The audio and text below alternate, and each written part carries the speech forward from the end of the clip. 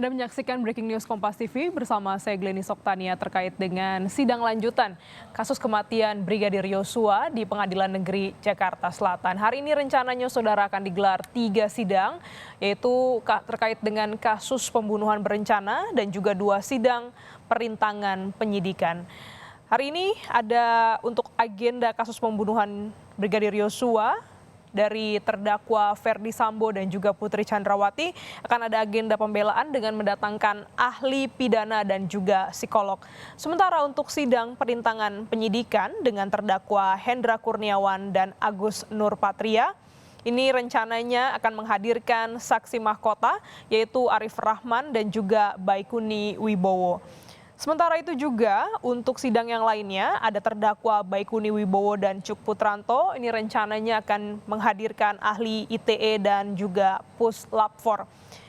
Rencananya ketiga sidang ini akan berjalan secara paralel di 3 ruangan yang berbeda. Namun hingga saat ini di pukul 9:07 waktu Indonesia bagian Barat di ruang utama Pengadilan Negeri Jakarta Selatan kita lihat bersama bahwa masih kosong, masih sepi, ini masih menunggu sejumlah persiapan. Namun dari pantauan kami, sejumlah terdakwa ini sudah tiba di Pengadilan Negeri Jakarta Selatan. Kita nantikan bersama bagaimana jalannya sidang. Namun menjelang sidang pada hari ini, di hari Kamis, kita juga akan berbincang dengan sejumlah narasumber pada pagi hari ini yang tadi juga sudah dibuka oleh Timothy Marbun. Masih bergabung bersama dengan kami di Breaking News Kompas TV ada pakar hukum pidana Asep Iwan Iriawan dan juga kuasa hukum terdakwa Hendra Kurniawan. Saya ingin tanyakan kepada Mas Radit terlebih dahulu.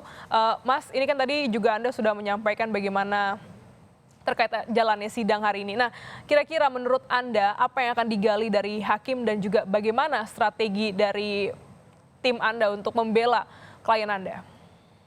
Oke, dalam perkara ini kami mau memisahkan di mana perbuatan orang-orang yang bertanggung jawab terhadap pengerusakan, menghilangkan barang bukti dan lain-lain itu dengan peran daripada klien kami. Karena ketiga klien kami itu hanya sebagai orang yang dimintai untuk mengambil dan menyerahkan kepada penyidik. Yaitu mengambil itu mengamankan untuk agar supaya tidak hilang, supaya tidak rusak, dan sebagai barang bukti itu diserahkan kepada penyidik. Dan itu sudah selesai karena sampai ke tangan penyidik di tanggal 11. Perintah itu di tanggal 9 dan sampai tanggal 11. Perintah itu berjenjang dari Hendra Kurniawan kepada Agus Nurpatria memerintahkan Irfan, kemudian dikoordinasikan diserahkan kepada penyidik di tanggal 11. Bahwa kemudian diambil dan dirusak, kembali lagi saya sampaikan bahwa harus ada pemisahan. Yang mengambil siapa, yang merusak siapa, yang menghilangkan siapa, dengan orang-orang yang hanya menjalankan perintah yang mana berkoordinasi dengan penyidik, yaitu menyerahkan kepada barang bukti kepada penyidik. Itu harus ada pemisahan tanggung jawab, nggak bisa dipukul rata. Jadi di dalam perkara ini yang mana-mana orang yang dekat sama Sambo, mana-mana orang pernah jadi anak buah Sambo, semua pokoknya dianggap tahu, dianggap salah kan gitu.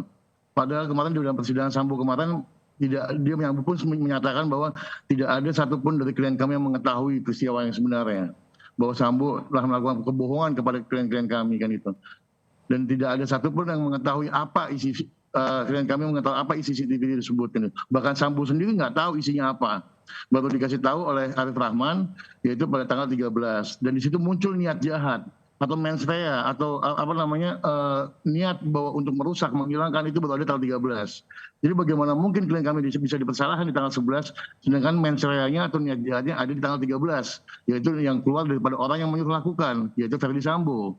Apa yang disuruh menghilangkan, menghancurkan agar tidak dapat dijadikan bukti supaya orang-orang nggak tahu gitu. Baru ada tanggal 13, itu harus kami pisahkan gitu.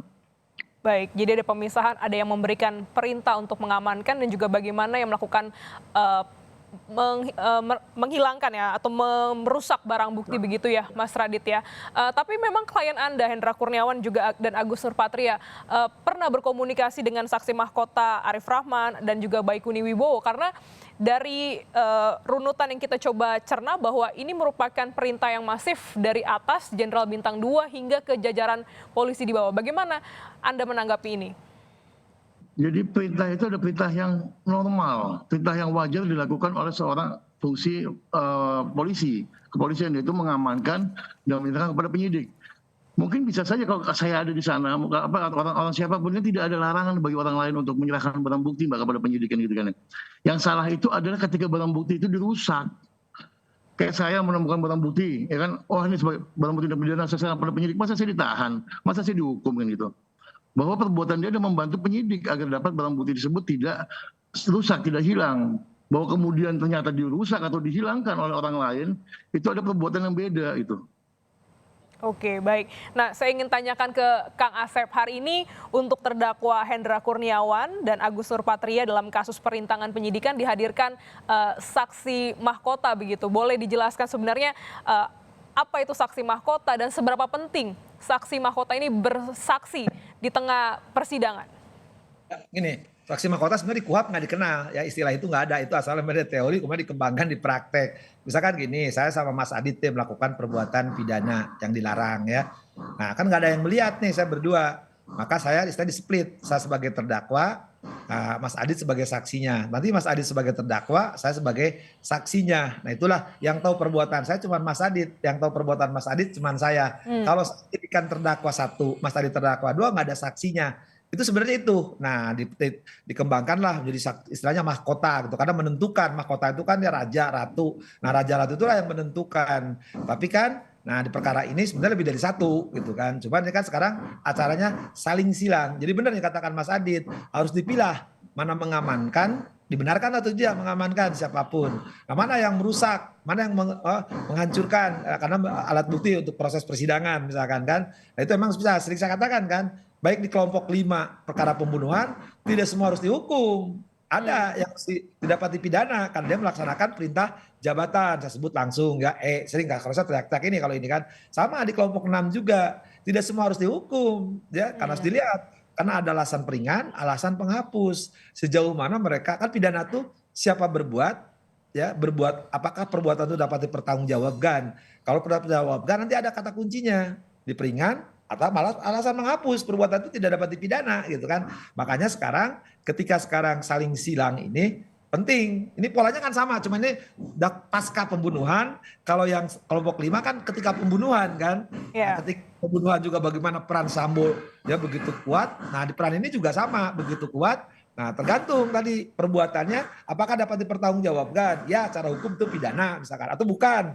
Ya, nah itulah yang tahu saya kira nanti hari ini akan nampak ya, siapa yang hanya tadi istilah Mas Adit itu, siapa yang mengamankan, siapa yang merusak, siapa yang menghilangkan. Nah, itu kan ketahuan di fakta persidangan ini gitu.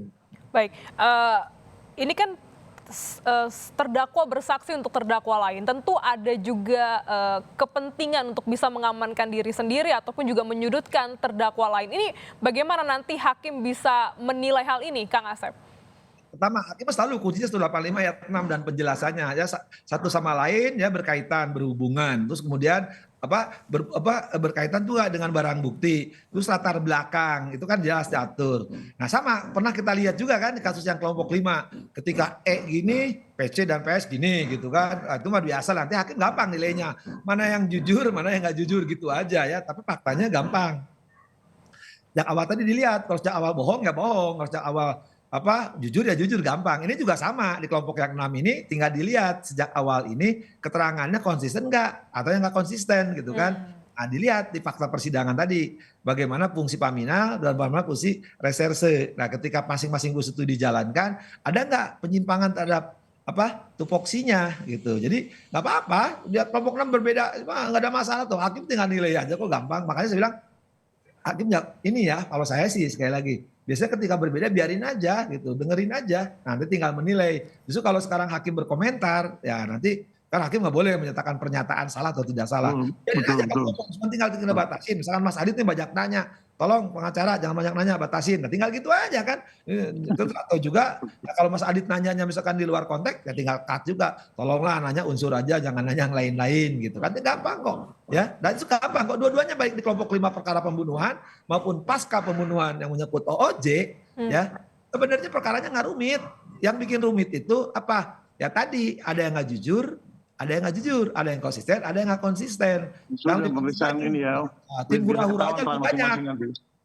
Tim hura-huranya lebih banyak gitu. Karena tim hura-huranya kan, wah hore-horenya itu lebih banyak. Padahal persoalannya sederhana tadi. Kalau di pembunuhan siapa pelakunya, siapa lagi yang nembak, ya itu gampang ya. Nah, cuma kan ada juga jadi di kelompoknya 6 juga yang salah satunya kliennya adalah Mas Adit, 3 orang ini kan sebenarnya gampang. Siapa yang mengamankan, siapa yang merusak, siapa yang menghilangkan, itu aja kok. Ya, Mas Adit. Betul Mas, betul. Jadi peran masing-masing jelas ya, tanggung jawab perbuatan masing-masing jelas.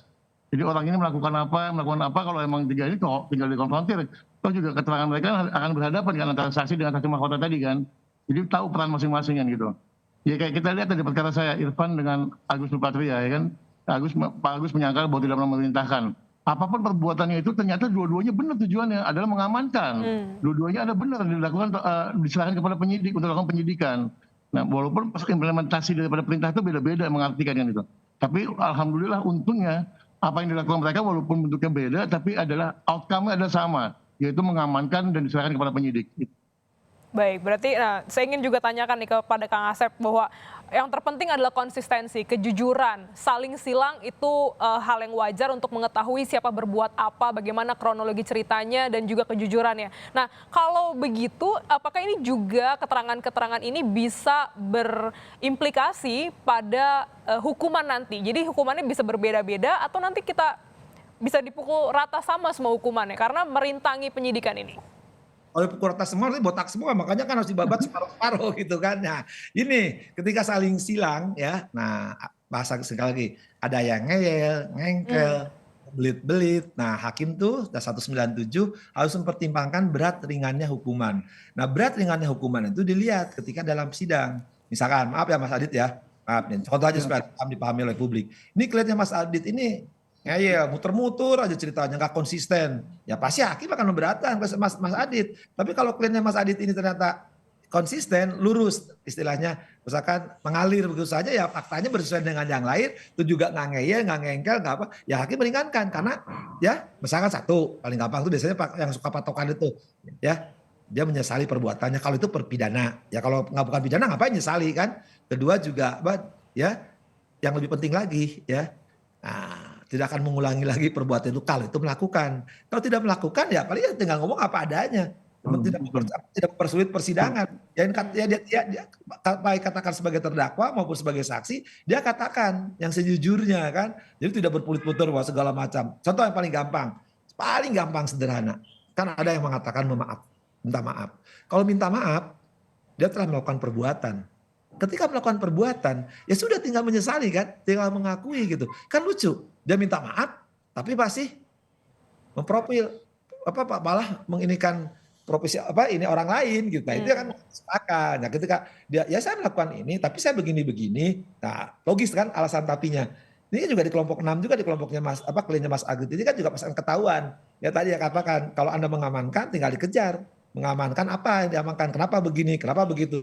Itu kan fakta persidangan berbicara. Nah, kenapa Anda merusak? Kenapa Anda menghilangkan? Ya, padahal perbuatannya gini, padahal Anda menyadari, Anda mengetahui loh. Kenapa misalkan? Itu akan muncul. Sama di kelompok 5 juga kan kelihatan di kelompok 5 di pembunuhan. Kalau ini kan pasca pembunuhan. Ini kan sebenarnya logika sederhana juga. Tidak mungkin lahir kelompok 6 pasca pembunuhan kalau nggak ada peristiwa pembunuhannya kan? Iya.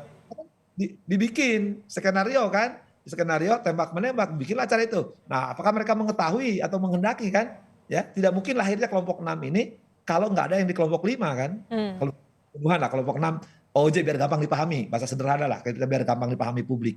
Sederhana kan? Nah, tinggal kelompok 6, tinggal kepintarannya Mas Adit dan kawan-kawan kan? Wah, bahwa saya tidak mengetahui, tidak menghendaki atau terpaksa atau perintah jabatan. Nah, itu yang tahu Mas Adit. Ya kalau saya kasih tahu Mas Adit harus bayar saya. Baik, makin menarik ini kita nantikan juga jelang jalannya sidang pada hari ini. Kang Asep, Mas Adit, kita jeda sejenak dulu untuk sejumlah iklan yang akan hadir di Breaking News Kompas TV.